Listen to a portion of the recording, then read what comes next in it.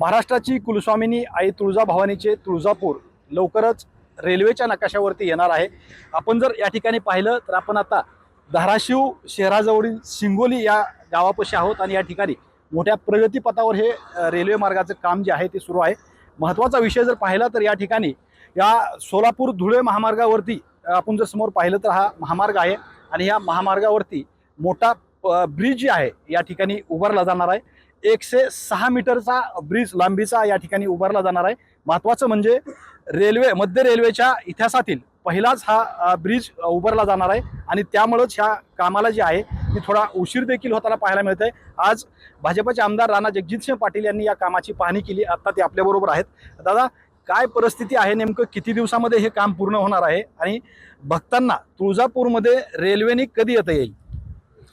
आपला प्रयत्न आहे की पुढच्या वर्षभरामध्ये म्हणजे जून 2027च्या आत धाराशिव मार्गे तुळजापूरला रेल्वेने जाता येणे शक्य होईल आणि उलट तुळजापूर मार्गे पुढे धाराशिवला निघून इतर ठिकाणी रेल्वेने प्रवास करणं शक्य होईल असं उद्दिष्ट आहे आणि आमचा प्रयत्न आहे की उद्दिष्टाच्या आधी काम पूर्ण व्हावं।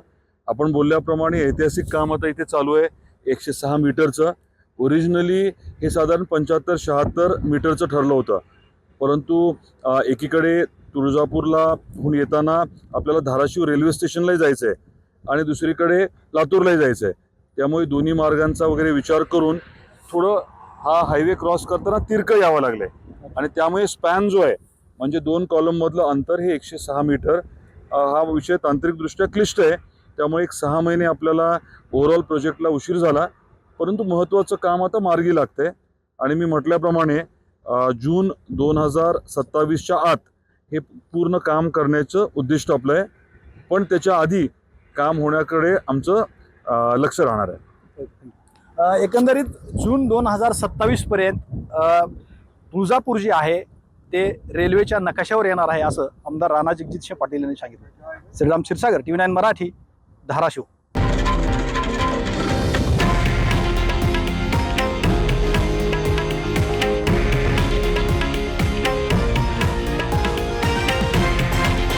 हे आहे देशातील नंबर 1 न्यूज नेटवर्क आणि आपण पाहत आहात TV9 मराठी, एकमेव।